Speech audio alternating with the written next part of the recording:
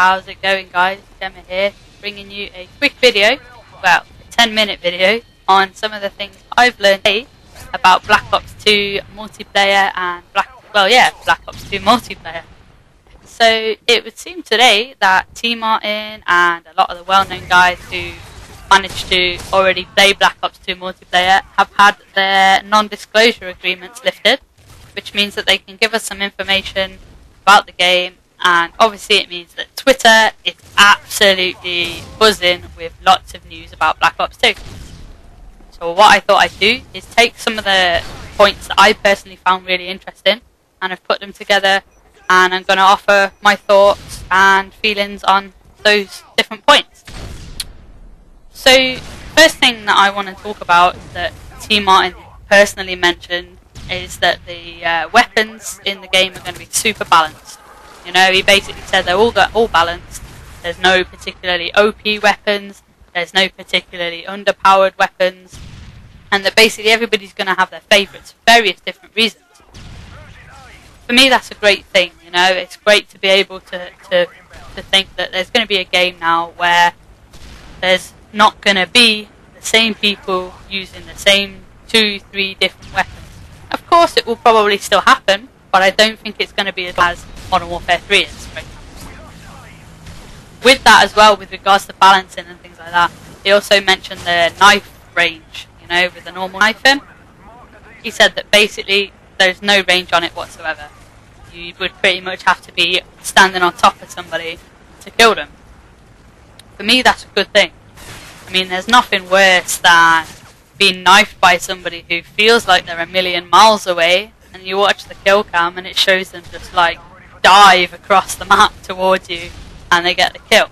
That's really frustrating for me, and I'm glad that there's going to be the possibility of the fact that, you know, that's gone. So really looking forward to seeing that. Again, another thing that I'm really keen on is his comments on the spawn system.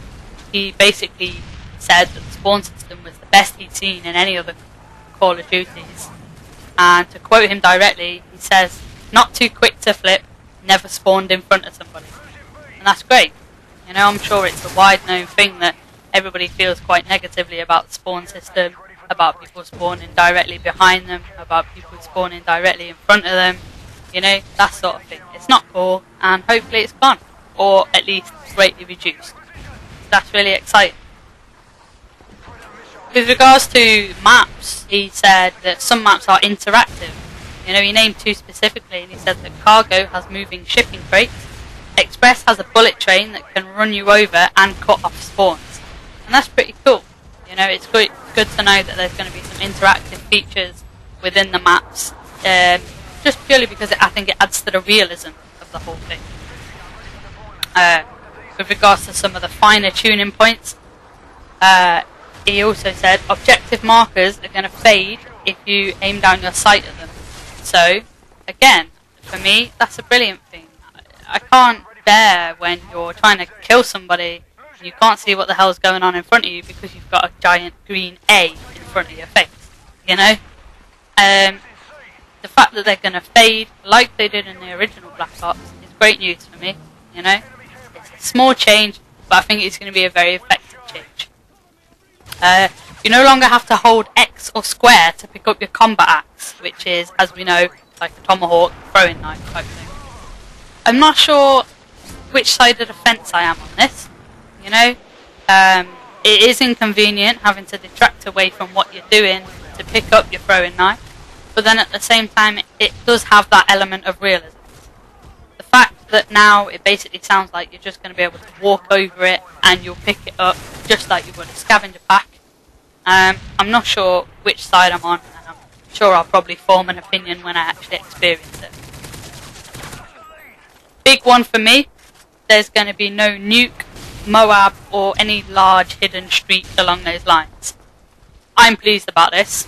I'm not a massive fan of the whole nuke, Moab type thing. I never really have been, and I'm kind of glad that it's going. I know there are going to be people disappointed about this because for them that's their ultimate aim, is to go into a game, earn a Moab, you know, earn 2 Moabs, whatever. But, you know, it's personal preference at the end day, but for me, I'm glad it's going. One question that does raise in my mind, you know, is what's going to be the big thing that everybody aims for? You know, at the minute, it's like, oh, I got a Moab, oh, I got 2 Moabs, watch this video of me getting this Moab, watch this video of me getting that Moab. What's going to be the big thing that everybody likes to show off about in Black Ops 2? Who knows? You know, I don't know. Maybe somebody else does. But again, that's another question that remains unanswered. Sensitivity is going to be a bit more fine-tuned in the sense of, at the moment, everybody knows the traditional 1 to 10 sensitivity scale. That's been expanded a little bit to 1 to 14. So basically, a 14 would be like what a 10 is now, but there's going to be a lot more fine-tuned points between 1 and 14, which is good. You know, it's not going to be a negative thing. Weapons and challenges do not reset when you prestige. Great news. You know, I only went as far as 15 prestige in Modern Warfare 3, but the worst thing about it was getting whatever challenge done, whatever weapon complete, and then prestiging and having to do it all over again. Yeah, it was a challenge, but it was frustrating.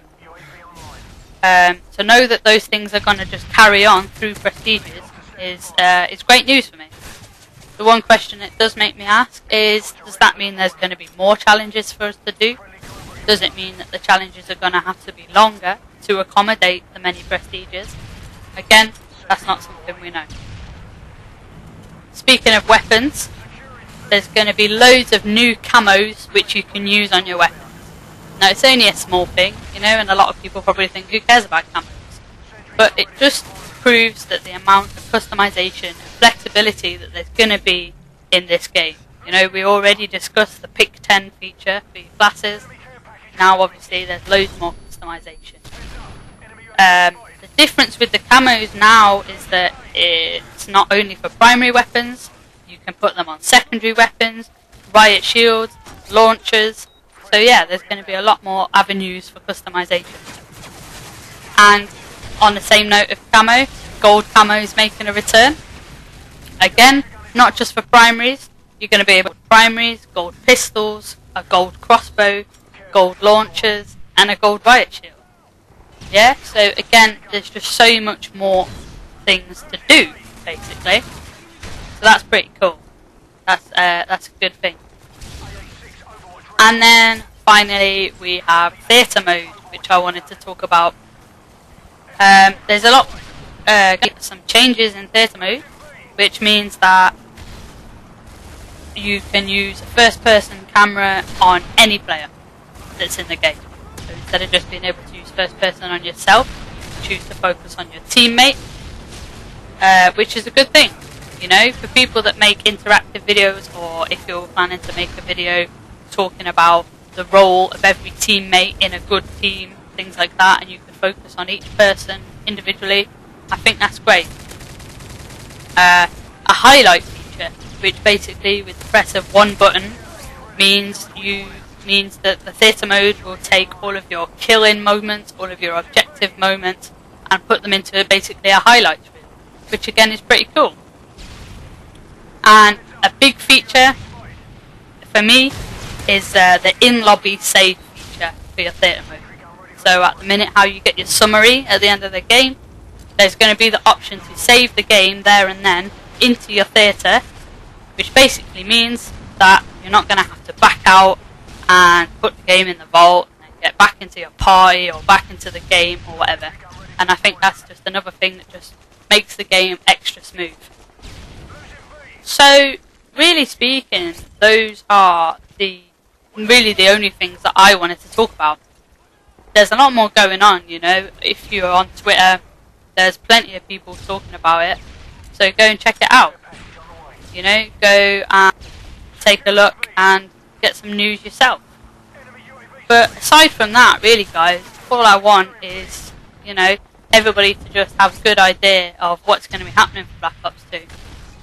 But feel free to leave your feedback in the comments, you know, and if there's anything else that you know that I haven't mentioned, you know, let me know. You know, I don't know everything about the game.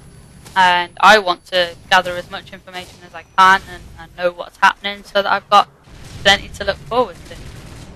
But yeah, guys, thanks very much for taking the time to watch this, and please do share the info, and obviously make sure to definitely check out various different people on Twitter so you can get yourself plenty of information.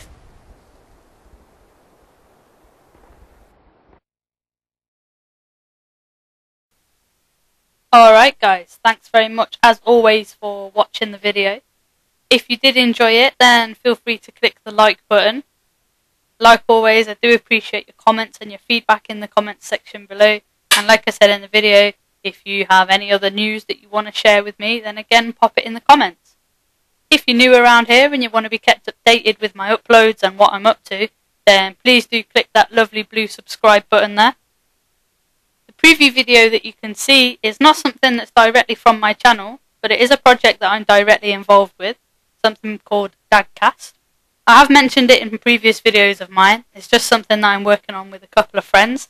We are new to it, and so we would absolutely love your support and your feedback to help us grow and improve and make it a lot better for everybody. But like always guys, thanks very much for taking the time to watch the video, and I'll catch you all again soon.